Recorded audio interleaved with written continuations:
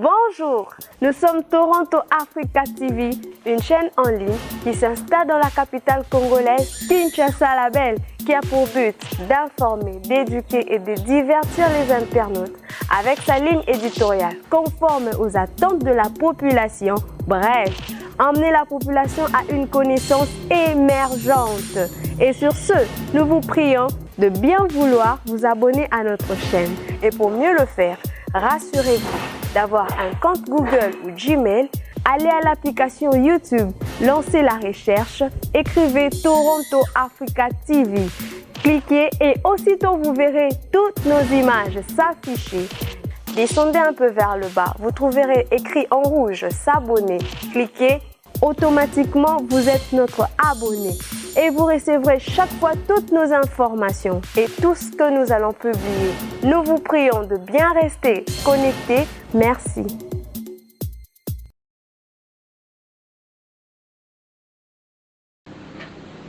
Nzambe aza malamu atanisi lisusu tongo ya lelo apesi biso makasi ya kovivre lisusu bolamu na ye na bavi na biso yango nde eza ya motuya mpona biso. Continuer beaucoup plus matin na biso ya dimanche passé. Ça la suite nango lelo. Bele ya bato bazaki na posa vraiment ya kolanda matin wana po ezaki moko ya makambo ezo passer na ba vie courante na biso du jour au jour. Oya thème na biso ezalaki la valeur d'une femme dans la vie de l'homme. Tolobelaki mingi o etali tina ya mwasi pene ya moto ya mobile, mais rôle mingi ya mwasi ezaka libala te. Sans le mariage aussi, la femme a toujours de l'importance dans la vie des hommes. Sans le mariage aussi, la femme a un grand rôle à jouer dans la société. J'avais expliqué que sans la femme, le monde ne pouvait pas exister. Parce que Dieu avait déjà tout créé. Et tout ce qu'il avait créé était bon. Mais il manquait une chose, de créer la femme. Ce n'était pas Adam qui avait demandé à Dieu, créez pour moi, ou créez pour moi un être ressemblable à moi. Non, c'était dans la pensée de Dieu. Dans le pensée de Dieu, que Dieu a choisi de créer Ève, un être ressemblable à Adam. Bien-aimé, Bible dit, mes peuples périt par faute de connaissance. Cela veut dire que la makambo belé oyo toujours vivre na mokili na ba faux enseignants ba komi belé ba faux prophètes ba faux évangélistes ba faux docteurs ba faux apôtres bazo bungisa bana nzambe. Hier j'avais des larmes aux yeux ya koyoka moko ya bana on a kambara spirituellement maman na biso atindeli audio polo balangaki eza na mosala na nzambe moko azoloba makambo moko oyekutuna na yoka ngote banda kosambela que avant Adam azala na Ève, Adam azalaka déjà na mwasi moko déjà avant Ève. Pouvez-vous comprendre? Mutu akokoma tina niveau wana pe apesi na kombo soki Joélie kombo oyo mwasi azalaka avant Ève, donc Ève aza mwasi ya mibale ya Adam. Vous avez un niveau bateau bazo décortiquer l'évangile qui est déjà évangélisé. L'évangile qui est déjà établi dans le cœur de l'homme, ou des hommes plutôt. Mais les gens ont voulu toujours de le valoriser. Il y a voulu dévaloriser l'eau qui est déjà la valeur n'a établi. Alors on a une question. Est-ce qu'après ça nous va vexer aux autres prouver? Pour tout ce que nous disons dans la Bible, il y a comme des versets pour prouver tout ce que nous vous prêchons.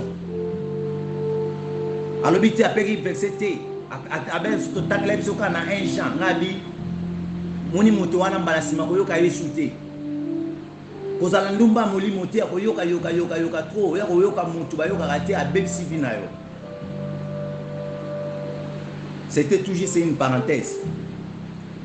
Tolobaki dimanche passé Nzambe asalaki Adam azalaki ye moko na kati ya elenga Eden. Mais Nzambe na bokasi na ye amoni ke non eza malamu te moto mobali azala ye moko na se ya moi il faut na salela ye être ressemblable na ye oyo ezalaki Ève. Mais pourquoi Dieu n'a pas réveillé Adam après avoir créé Ève pour lui donner son surprise, son cadeau? Mais Dieu, il a laissé Adam dans cette profonde sommeil qu'il en avait. Et Dieu s'est retourné au ciel. Mais Ève, tant Adam moni Ève, il a dit quoi? Voici l'os de mes os, la chair de ma chair, on l'appellera femme. Où est-ce que Adam a pris ça? Qui lui avait appris que celui-là, c'est celle-là, elle est l'os de tes os, la chair de ta chair? Parce que quand Dieu donne la vision, donne la provision. Zambé a pensé déjà dans ma capacité nyonso, ma faculté nyonso qui est établie pour Adam comprendre que celui-là, celle-là, c'est la femme, celle-là, c'est l'être ressemblable. Celle-là, c'est l'os de mes os. Sans plus tarder, Papa James, autant que la biso,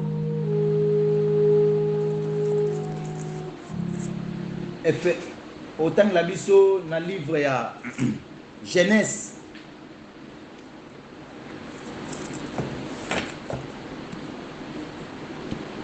Genèse 2, chapitre 2, verset 18. Chapitre 2, verset 18 à verset 24. La Bible nous dit ceci, Genèse 2, chapitre 18 à 24. L'Éternel Dieu dit, il n'est pas bon que l'homme soit seul, je lui ferai une aide semblable à lui. L'Éternel Dieu forma de la terre tous les animaux des champs et tous les oiseaux du ciel et les fit venir vers l'homme pour voir comment il les appellerait, et afin que tout être vivant porta les noms que lui donnerait l'homme.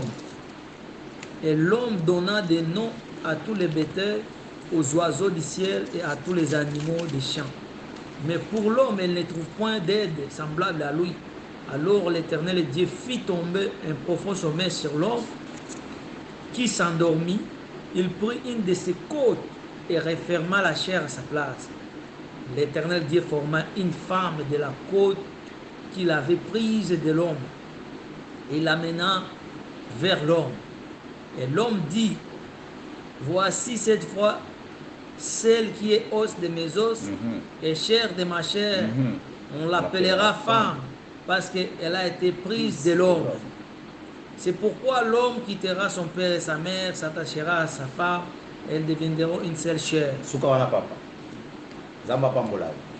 Bien aimé, la Bible est claire. La Bible est claire. Yango moni mingi en Afrique pour na poto nyonso comme normal. En Afrique, tant biso dozo kola. Afrique ya lelo te nazolo ba Afrique autant vous na ba valeur.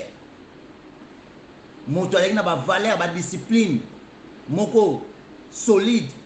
Mwana mwasi o azovanda ye moko akitenda ko na bango akivanda ye moko. Bazobenga ye ndumba. Fi wana tala fi wana avanda ka ye moko na ndaka zanga mobali. Ba bazozwa ye sérieux te. Mais pour nani mwana mobali avanda ka ye moko bazwa ka ye sérieux parce que ce n'est pas une rôle à jouer na mwana mwasi. Mwana mwasi Bible lobi, elle restera là où se trouvent ses parents. Mais c'est l'homme qui quittera et il s'attachera à sa femme. Ils deviendront une seule chair. Cela veut dire yo za moto ya lokumu. Honneur eza pona yo mama. Yo nde bakoya vers yo. Moto alukaka moto nda yaka vers moto ya zoluka. Moto alukaka moto avanda te ba ya kokutana na ye na moto ya zoluka. Eza na sens te. Moto a se déplaçaka nde azo considérer moto ya zo kende koluka. La femme, son rôle n'est pas seulement rester dans la cuisine pour préparer, pour faire le ménage dans la maison. Mais la femme, elle joue une grande rôle dans la société et dans la vie des hommes. Arrête de se faire faire, de se laisser faire devant tous les obstacles qui font fragiliser ta vie. Et tant que maman, et tant que femme, tu as de la valeur plus solide, très solide même, pour la société. C'est pour cela que j'avais dit le dimanche passé, une femme, ata zana kati ya litaka libala te, azaka na kati ya ndako ya parents, ajoura toujours rôle à monene. Oyo ata papa azobokola ya ko jouer yango te. Alors moi si aza na ba valeur, eza moi si au Bible zoloba ke une femme sage bâtit sa maison. Sans plus tarder, maman pétronière, maman sociale a terminé le livre à Proverbe 14 verset 1er.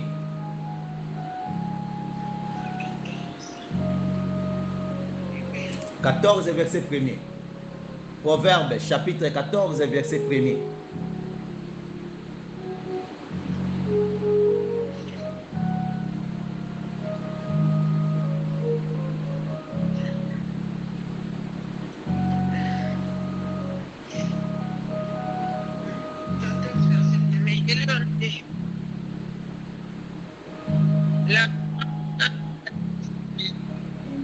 Et la femme est censée de ses propres pères. Amen. Amen. Bien-aimé, Bible zo moi si azoba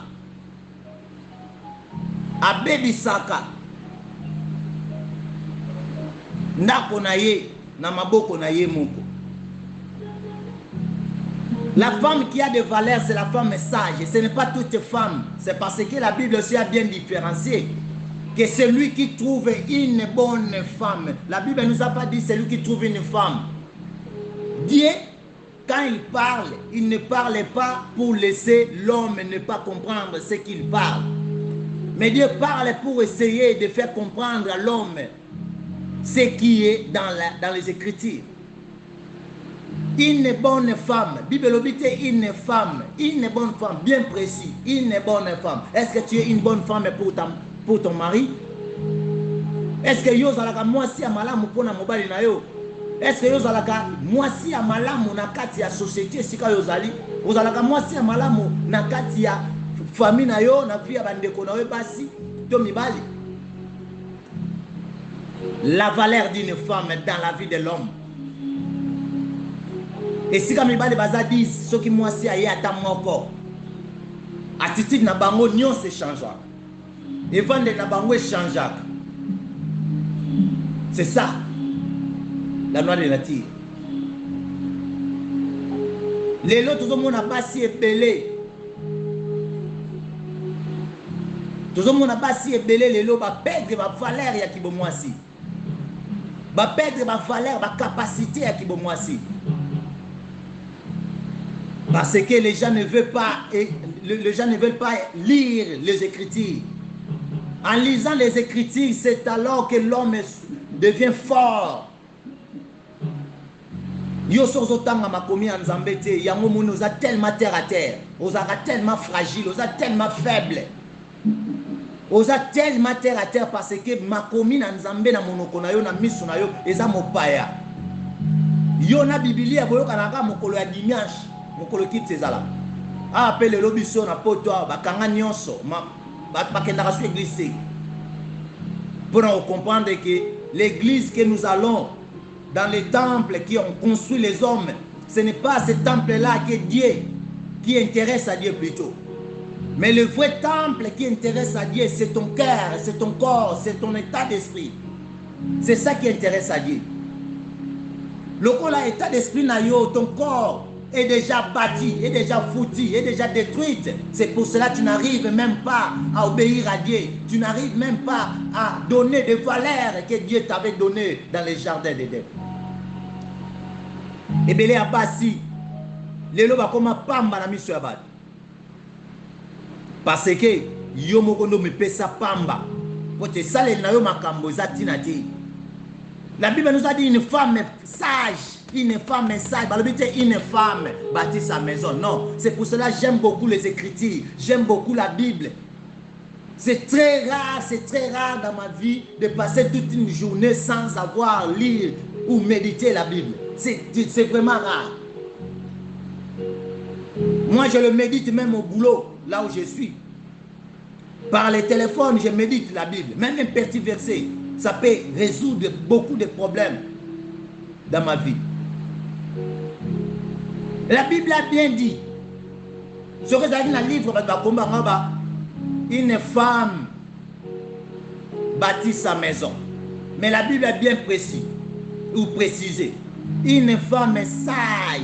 Ça veut dire moi si nous sauté. Les gens dans la base c'est tellement facile pour nous détruire banda qu'on a bango. Bazo landa beaucoup plus d'influence à bateau. J'aime souvent dire na sala que fort wana de chaque jour na vie na ngai. Na ba domaine nyonso nga na salaka. Eza na nzela ya kelasi. Eza na nzela ya musala na salaka. Eza na nzela ya makambo ya nzambe. Eza ndenge ya bomoto ya bato.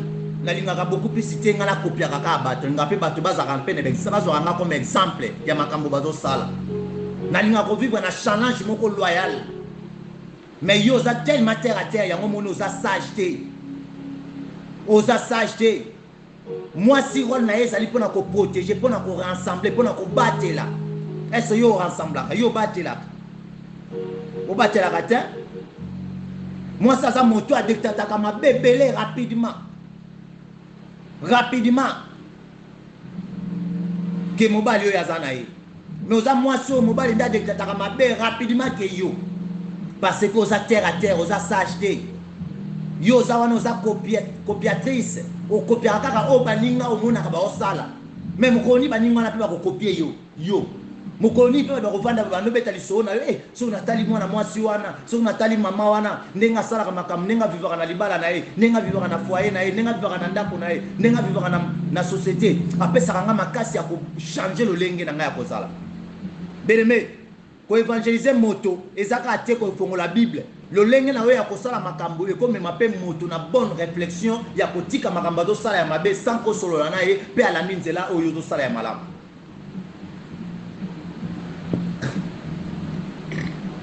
Excuse. Surtout basi ebele ya poto.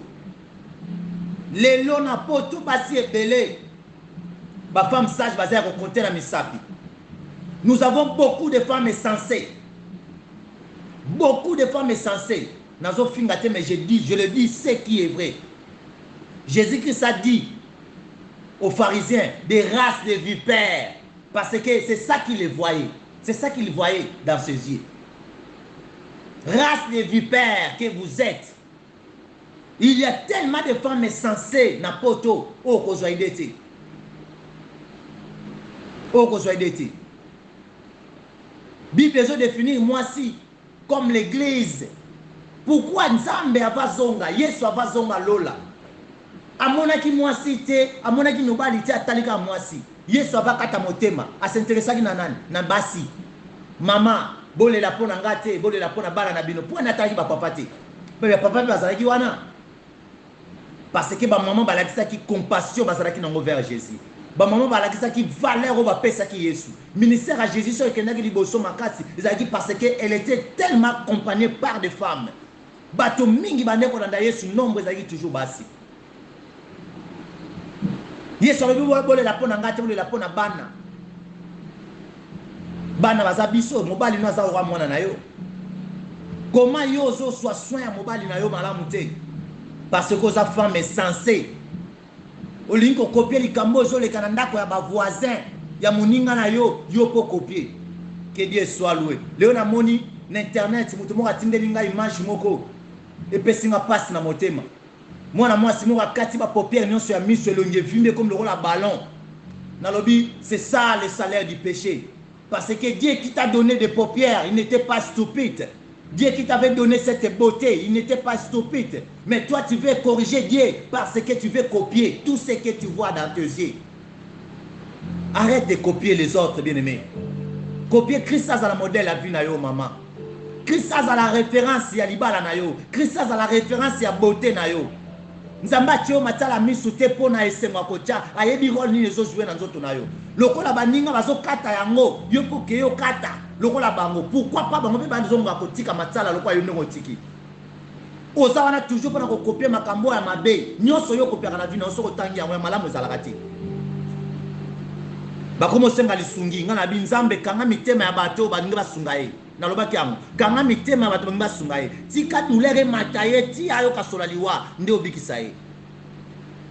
C'est très dangereux soki moto akomi koyoka nzambe na nzela ya bacirconstance. C'est très dangereux moto so akomi kobeli na mongongo ya nzambe na nzela ya badouleur. Ça devient très risquant. Ça devient très risquant. Ça devient très risquant. Ça devient très risquant.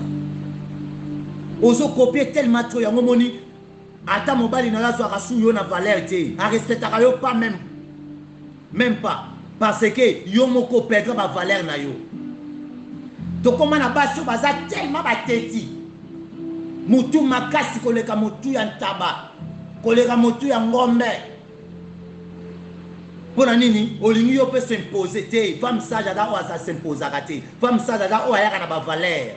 La femme sage, c'est la femme qui apporte des valeurs, qui amène des valeurs dans la maison. Là où il n'y a pas de solution, qui apporte des solutions valables pour construire encore ce qui était détruit.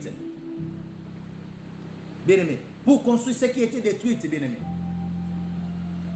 Osa n'a pas valeur, parce que osa femme est sensée, osa sageté. La sagesse a plus l'importance que l'intelligence que nous apprendrons dans nos écoles, dans nos facultés. Papa James, Sungabiso, dans le livre 2 Chroniques, verset 1er à 10. 2 Chroniques, verset 1er à 10. Aujourd'hui, on a dans l'Ancien Testament, il y a la page 565.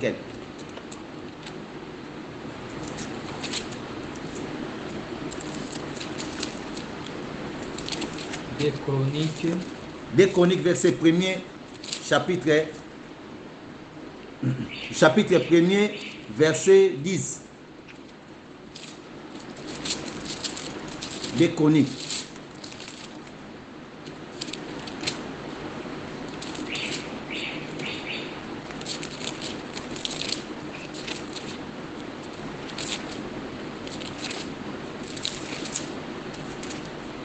Premier verset 10. Amen. La Bible nous dit: accorde-moi donc de la sagesse et de l'intelligence, afin que je sache me conduire à la tête de ce peuple. Amen. Car qui pourrait juger ton peuple, ce peuple si grand? Dieu dit à Salomon. Bien aimé, moto azosenga sagesse c'est pas nzambe. Moto azosenga boane pas nzambe. Aza moto azozanga lipate. Azali moto azozanga lambate. Biso toyebi lisolo ya Salomon. Toyebi lisolo ya roi Salomon. Il avait des fortunes dans sa vie. Il avait tout ce qui était comme matériel. Mais il manquait une chose. O accompagner que magé mbongo nazana yango, magé kombo nazana yango, sans cause loko nazoluka nazwa, na cause eloko te. Asenga ki nzambe sagesse. So kitisi na so mona bakisa ki intelligence, mais beaucoup plus sagesse. Bien aimé, la sagesse a la force et a plus la capacité, l'efficacité que l'intelligence. Parce que boania et comme ça moto au-delà ya makambo oyo yo moto akotangi sauter. Moto aza moto ya boania ayaka ko défendre makambo ba universitaire ba ko quitter. To mona yango.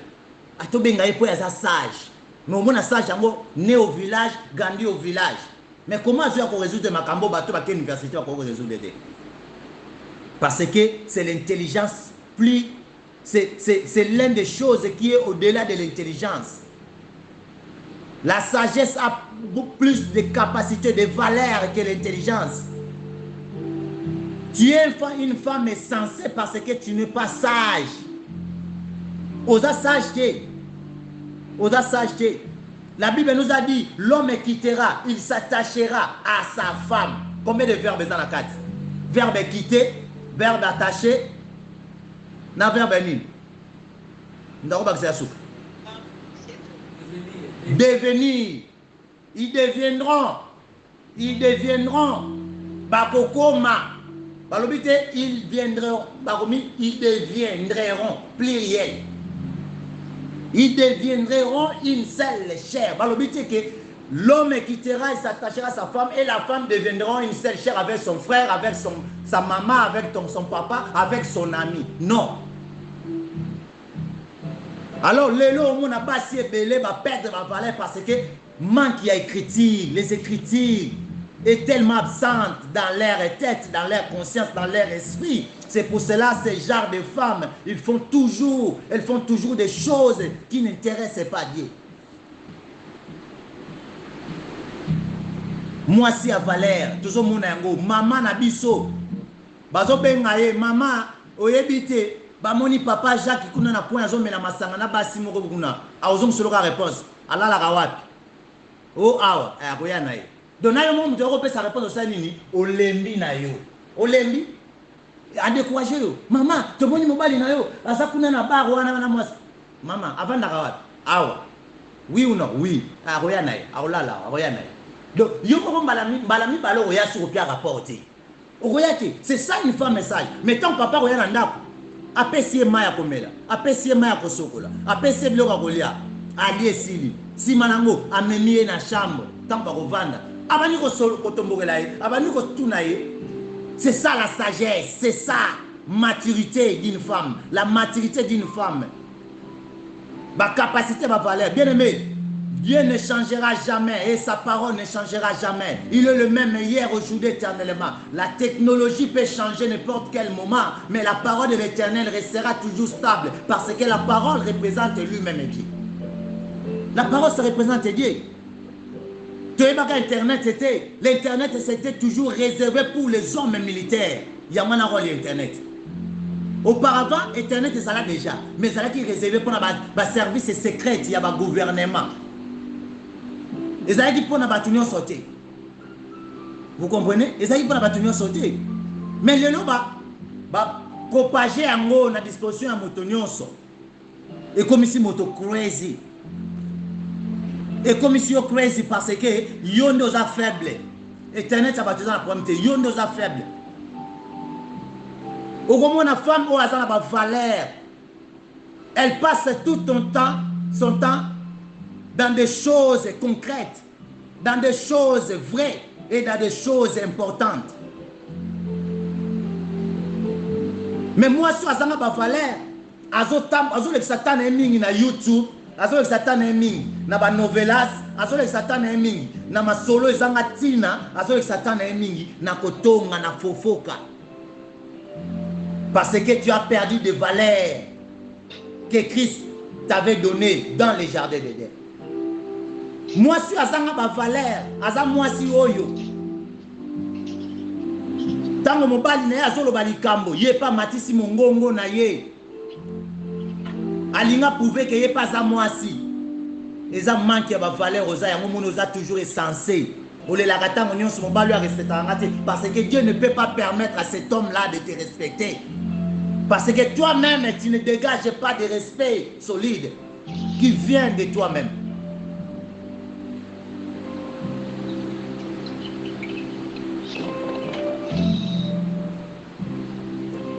La femme qui n'a pas de valeur, qui va très loin pour calomnier son mari, à ses amis ou à sa propre famille. Parce que tu as perdu des valeurs solides. Je vais vous exemple dimanche passé. Il y a vu un ndeko moko au bison to sekaki. Mais ça qui laisse mon bimba nzamba linga prendre na batu. Neni ndeko wana compagnie que nazaki na posa na te ya makambo si la femme. Parce que nzamba zaki na posa maloba wana bima na monoko na ye pour compléter na oyo zaki confirmation maloba na nzamba. Basi mingi ya poto bakoma lokola ba rebelle bakoma lokola ba conquérant mibali na bona katanda. Non. Ndeko mususu kuta lobi basi ya solo batikala na Afrique. Même en Afrique, il y a aussi des faux. Mais la plupart des faux, il y a des poteaux. Pour l'Afrique, la plupart des femmes, elles ont des baza na makolo ya Yesu na éviter pour bazo tala pe ba famille za wana famille pe ko interpeller. C'est ça aussi, ça compte aussi hein. So na sali bêtise au famille na ngai non akozala muta liboso ko attaquer ngai. Ah famille ya mobali za lokola awa na poto et comme lokola lisanga moko ya ba mayanga oyo atamboto na kata la raté. Donc bazo sala ko balingi. Non. Nzamba Afrique na ya poto ala raté. Nzamba zaka moko pona partout. Lobo kwa nzambe pe comme siko zali ana posa avion te, ana posa bateau te, ni a mutu kaza na posa te. Parce que le Dieu, notre Dieu, il représente l'esprit. Et l'esprit c'est comme le vent. Personne ne peut le stopper. Maman au perdra ba valeur na yo parce que misu na yo zaka na ko copier baninga. Te mokoni baninga na ba ko copier na mama malamu. Mobali na yo azali adversaire na yo te, maman. Mon bali na Israël va définir moi si comme l'aide ressemblable à son mari. Moi si na Israël va benga mon bali mon Seigneur, mon maître. Mais yo kabasi ebele ne ba benga mi bali na ba. Yango mama social nzamba pambola yo. Benga mbaye na daddy, daddy. Bison to landa daddy. Ok, vous n'avez pas Marlène. À mort, à mort, à mort. Ah oui, ça fait du bien. Hein? Ça fait du bien. Ok, vous n'avez pas fait ça, vous n'avez chérie, chérie. Monsieur le Monsieur Zora. Hé, chérie. Pichou. Claude. Ah, maman. Un peu de pudeur. Moi, respect, ça la va bien. Sans y être mobile, ça y est pour nous zalater. Pour nous embasser sur ma belleté à sangisayo. Avec un mot panzi ou ezala qui dit basala. Hein? Mais benga mort, benga dadi, benga chéri baby, monte ma dadi. Mais landi sana boto sinakati.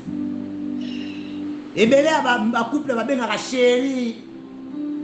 So ba moni bato, mais so ba bazate.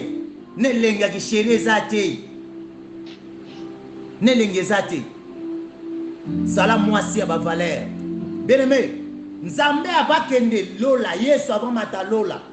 Alobi, nazotika église, mais église onga nazotika. Na pesa ngo référence nini? Oyo kotika na mitu ya bato. Oyo comme ma valeur. Yesu alobi nini?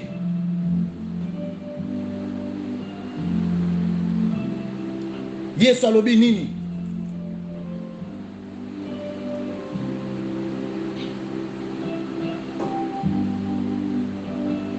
Totangi na livre Ephésiens 5 chapitre 5 verset 25.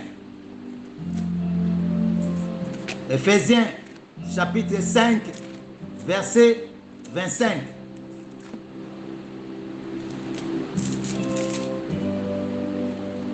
Je lis au nom du Seigneur.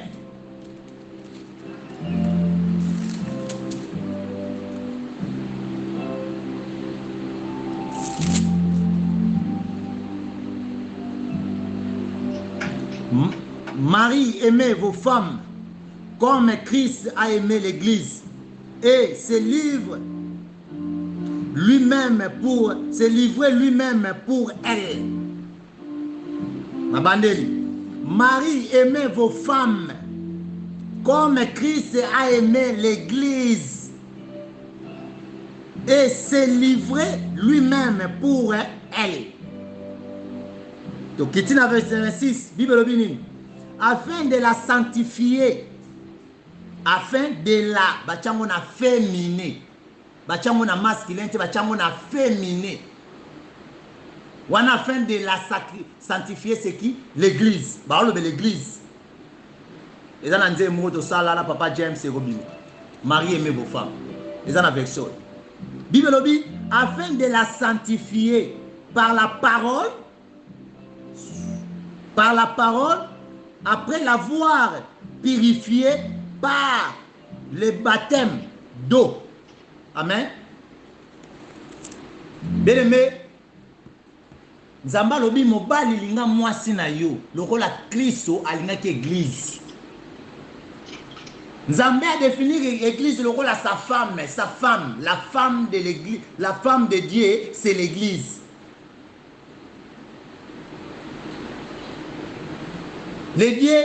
Notre Dieu, il est l'époux de l'église qui est l'épouse. Bien aimé, Ozali, moi si à Nzambe. Ozali, oyo Nzambe abate la kamingi. Bien aimé, Yesu akufi, bake kokundaye. Bato nyonso bazongi, mais banani batikala ki pour balanda ba personne ba kundaki Yesu. Zaki banani? Ba mama. Ba papa bazongi na bango, bazongi ba banda. Mais ba mama balandi, mage mulili balandi kaka, ba yeba bakundie wapi. Yesu asekwi banani ba ko pesa sango. Ba mama toujours, ba yeli susu, Yesu asekwi. Oh wow. Mais ba papa, ba boyi ko ndima, ba bi foto kendo komona. Thomas Pierre azokende bo akuta na Yesu. Alobi te eza yote. La kisi pona ndima la kisanga maboko. Tala niveau atembe. Mais lelo koma basi ba koma na tembe koleka ba papa. Basi ba koma mituma kasi koleka ba papa. Parce que tu es rempli de l'esprit mauvais. Molimo ya Nzambe tika yo parce que ozasuna ba valeur te ya femme. Sage au Bible zo recommandé.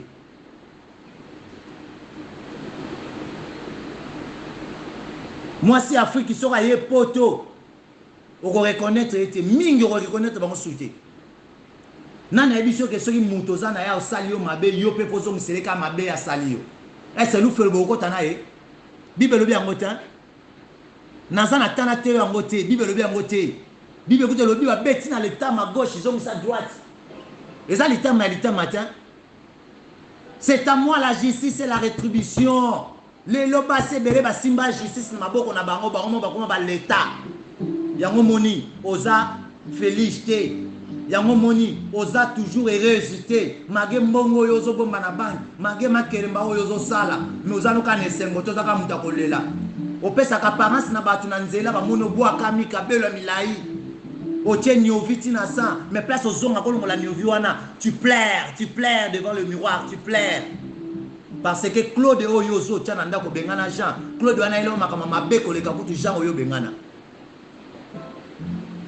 Basi bazwa rôle ya mibali bako mabasi. Tu es maudit maman. Mais moi je suis là pour t'encourager. Il est encore temps pour retourner vers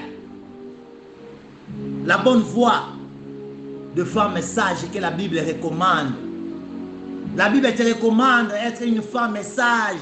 Moi, je suis à côté de Samuel Mbotama Yesu. Moi, je suis à côté de Samuel Liwa Yesu. Moi, je suis à côté de Samuel Lisekwa Yesu. Moi, je suis Oyo. Batike li charge l'église. Moto mabengani na ndako azange sika kovanda akoluka l'église nde refuge na ya suka. Yo za mama, oza refuge ya nyonso. Mais comment yo koma na yo lokola kuluna moko boye mais kuluna d'amour. O assassina kabolingo na nenga mukete parce que o perdra ba valeur ko Bible na mutu na yo ezate esprit na yo makomi ya Nzambe ezate. Lelo ba église kangami ebele ba neko ganga amen papa sakola.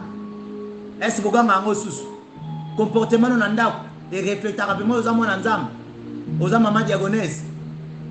Non. Mobali na aza adversaire na yote mama. Yo koyoka ngai, yo zolanda ngai. Mobali na yo aza adversaire na yote. Aza moto yo ko linga koleka batu nyonso na sena moi. Linga Nzambe à 100% ye bakisela 90%. Bakisela 86%. Bible zo recommandé yo linga ye koleka. Eza na sens te. La Bible dit c'est toi qui feras le bonheur de l'homme, c'est toi. Cela veut dire dans les mariages, le bonheur ça se trouve pas dans la main des hommes. Dans les mariages, le bonheur ça se trouve pas dans les salaires où l'homme fait, où l'homme amène dans la maison. Dans les mariages, le bonheur ça se trouve pas dans les cabellos, non. Dans les mariages, le bonheur se trouve dans la main d'une femme.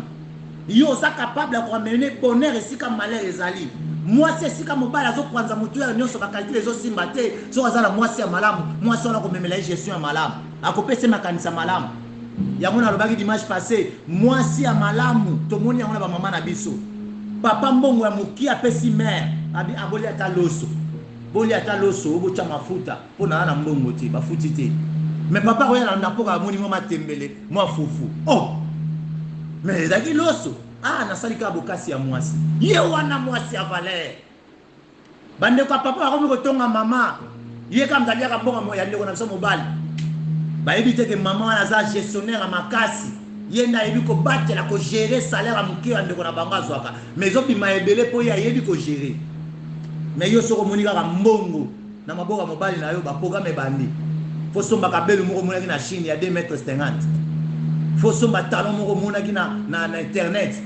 Faut ça la beau, faut ça la ba besoin moko non construite, non bénéficiaire. Oyo comme mabino musika te na boyi chokola takabelu. Mais eza na moment moko oyo ezo senga yango te yo ko chape yango na calculité. On ne construit pas la vie dans l'habillement, dans les habillements plutôt en pluriel. Mais on construit la vie dans la parole, on construit la vie dans des choses essentielles. Tout ce qui est accessoire, ça ne construit pas. Mais tout ce qui est organe, c'est ça qui amène la solution.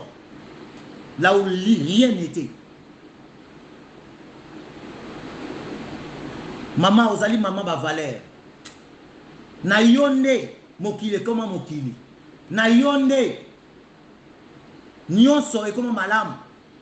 Ce qui va nation salama pour maman yaka. Ce qui va nation salama pour maman yaka. Yango na tunaki ndeko mwasi wana. Yebisa mutu wana tinda yo prédication. Loba na ye. Loba na ye. Pasteur nanga lobi tindela ye ba version ezo prouver que avant Ève ezalaka na mwasi mususu kombo soki o wana na tangaki liboso na bosa ni komba. Donc Ève ala moi sami balé. C'est la sorcellerie qu'il va au diable cet homme.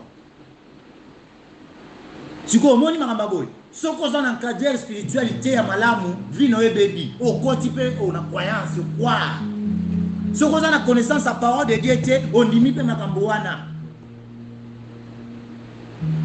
Moi, c'est ma valeur, moi, la Bible nous a dit, c'est lui qui se lève au milieu de la nuit pour chercher le pain du jour. Yo ronflaka koleka kutu moto alango masanga bar. C'est très important. Moi, c'est bon de la kamingi. Les gens ont tué ma casse. Na cause de la moussana, nous avons un mouillard à terre pour la moussa moukufi. Mais ce qui moi, c'est la légèreté spirituelle. Le ministère n'a toujours un risque. Ça, c'est vrai. Le ministère n'a toujours un risque. Pour diable, soit à continuer là, moi, si. Pour combattre yo, mobile, ah, faut nous intervenir. Sans nous intervenir au poya. Il y a un moment où diable a côté qui n'a nzela ya Ève. Adam a toujours tombé. Mais malgré quoi Adam a tiré FT. A tiré FT. Voilà ton relevé l'amour dimanche prochain tant que le rôle d'un papa, d'un homme dans la vie d'une femme. Nous allons parler sur cela aussi le dimanche prochain. Si na mobile ni pene ya mwasi, to kokota makambo na uto pesa exemple. So na fungula mo siko ko mo wa ni na te amati yango déjà. Na bombi na kangi eloko. Zala mwasi obi bezo senga mama. Zala mwasi oyo azo pese sengo azo peta sourire ata ya kolia ezate me sourire aza pene na yo moteme kiti papa balongo na mosala me soka ya moni mama sinon c'est siri po mama azo tia ya l'aise mama azo tia ya l'aise yo tia mbana na l'aise te o tia ya l'aise te oza tellement insolente koleka non zala mwasi ba valeur ozana capacité à munene na kati na yo o ko meme sengo sika mobala azolela yo memele sengo sans pese mbongo ozala ngo nzamba pesa yango bozala makambo tellement ebele oyo biso mbati wa nango te o esala mako automatique na nzoto na bino na pesa exemple moko dimanche passé bébé o azolela lobaka te azolela oyeba te azolela nini mais maman ko yeba bébé azolela nini la maman va dire ceci boyela nga mwana wana des fois couche na eza ya kobeba tanga kufungula pebe net couche bébé ah mwana wana boya na ye azana posa lala tanga ko chena lipeka automatiquement mwana lali mwana na boya na ye azana nzala tanga ko pesa yo ka kolia mbala moko mwana lali atiki kolera menga papa na koya na jouer na pesa mwana or mwana zolela kwa subi nga na zoya na jouer contradiction na posa mwana sa bébé seki couche menga na zoluka na mema ina wa mwana zolela kaka contradiction na posa mwana mais mama ayebaka ndenge nini ke mwana oyo aza na posa eloko te mais moi nazoloba te parce que nzambe atia bino yango automatiquement na nzoto. Dégage ce que tu as. Dégage.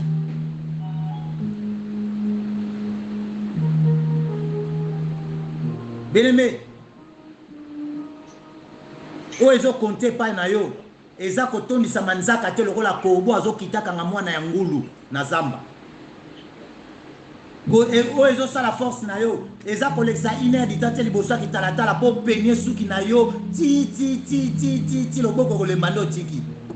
Oyo ezosala force na yo eza kotya make-up te de lendi a lendi mobali nakoma kobosana na elongi na yo oyo ye ayebelaka yo. Yango moni basi ebele soki okuti place azolela na matanga na bango okoyeba ye te ke wana eza moto oyo yebi. Po ani po opesi nécessité na makambo eza important te mais oyo ekosala force na yo ezali losambo mpe na bavaleur ya kibomwasi soki otya yango etabli. Ata mobali oza na ye asali yo mabe bato bakokotela yo koleka yo moko oloba mpo bakomona lolenge no ya kozalela ezoreflekte bolamu moko oyo ozomérite te epene ya mobali na yo.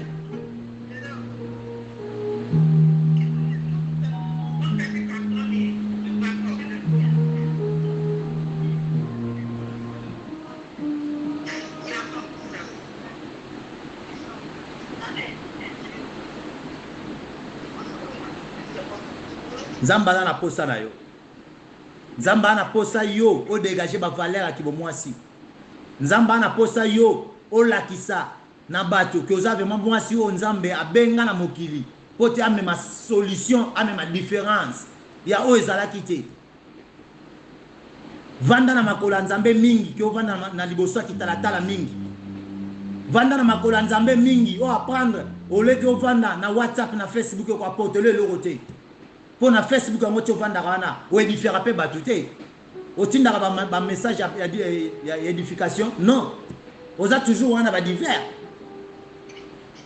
yango moni mibale ebele po azonga ndako akomi koyima voma vana ne libanda ki azonga ndako po ayebiso azongi ndako toujours aza na ba stress ekobakisama ye po aza na femme essentielle na ndako oza wana mpona kopesa valeur non mpona kodévaloriser. Ozana pona kopesa sourire esika oyo stress evandi.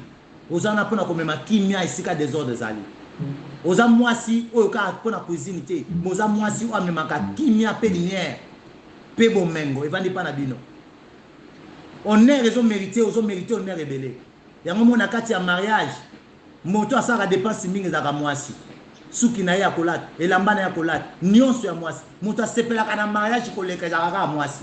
Po biso toyaka poto nourrir yo toyaka pona kopesa yo valeur yo zali mais yo moko tanga okota ndanga libala oyebi te yo zali eza rosa or mais oza komikotisa place manzanza ezali bakomélange yo na manzanza mpe bakobwako na fulu. Tika ete nzambe a pambola biso.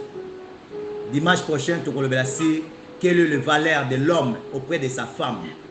Tokolobela mibali oyo ya valeur na mibali oyo bazanga valeur pene ya basi na bango.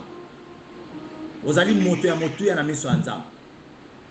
Ozali mwasi oyo yango moni ata prière ya mama nesika aza na raison nzambe ayokaka yango sa eleka na nzela ya ba ange.